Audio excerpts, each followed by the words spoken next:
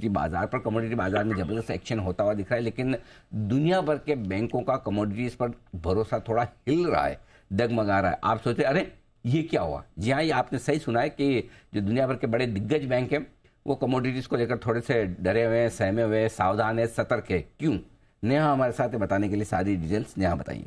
Sir, चीन में लगातार जो भी आर्थिक डेटा निकल कर आ रहे हैं, पीपीआई का डेटा आज सुबह ही निकल कर आया, 7.5 साल में सबसे धीमी गति से ये जाते हुए दिखा है। बहुत जबरदस्त कॉन्ट्रैक्शन दिख रहा है। तो ये इसी तरफ इशारा कर रहा है कि मैन्युफैक्चरिंग एक्टिविटी है वो बिल्कुल पस्त पड़ी हुई है, कंज्यूमर डिमांड निकल के नहीं आ रही है। और इससे पहले भी चीन के जितने आर्थिक आंकड़े निकल कर आए हैं वो सुस्ती की तरफ इशारा कर रहे हैं। सिर्फ चीन नहीं, मैन्युफैक्चरिंग, कंज्यूमर डिमांड कुछ बड़ी इकोनॉमीज में भी बहुत कमजोर है। फिर आप जापान की बात कर लें या यूरोप की, इन सबको देखते हुए और इन्हीं के बेसिस पे बहुत सारे बड़े बैंक्स हैं जिन्होंने अपने फोरकास्ट को इसी महीने फिर से काटा है।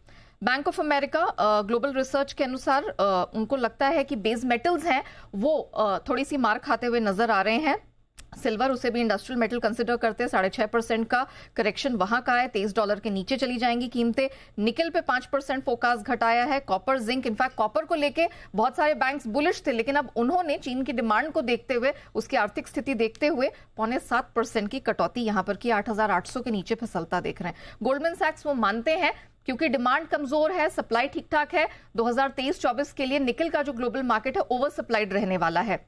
कॉमर्स बैंक ब्रेंट क्रूड को लेकर $5 की कटौती उन्होंने प्राइस फोरकास्ट में की है। साल के अंत तक $85 के ऊपर उन्हें ब्रेंट क्रूड जाता नहीं दिख रहा। WTI क्रूड में भी $80 तक उन्होंने अपना यहां पर फोरकास्ट काट दिया है, उसमें भी $5 की कटौती की है। और यही नहीं, मॉर्गन स्टैनली की बात करें तो प्राइस फोरकास्ट इन्होंने भी $2.5 से $5 तक घटाया है।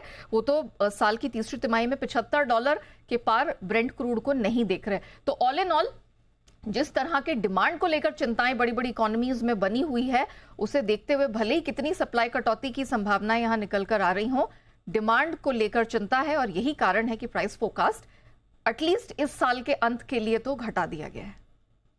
ओह, तो ये है इस वक्त बड़ा डेवलपमेंट।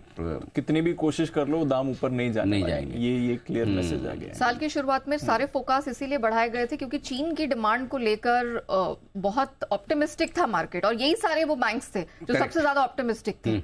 सबकी वापस पस्त हो गई हालत। जरा एक बार बग्गा साहब से राय लीजिए। अच्छा, बग्गा साहब से राय ली, उससे पहले मुझे अभी भी पता चला हमारे ग्रुप में नेहा जी का आज हैप्पी बर्थडे। नेहा जी सही में है? चॉकलेट लाए आपके लिए? तो स्कूल में तो आती थी ना वो, एक सारे सब लेके जाते थे, सबको एक एक मेलोडी बांटी जाती थी। मजा आता था। हाँ, इसीलिए याद रखते थे हम तो। चलिए, नेहा जी को जन्मदिन की बहुत बहुत बधाइयाँ हमारे सबकी तरफ से।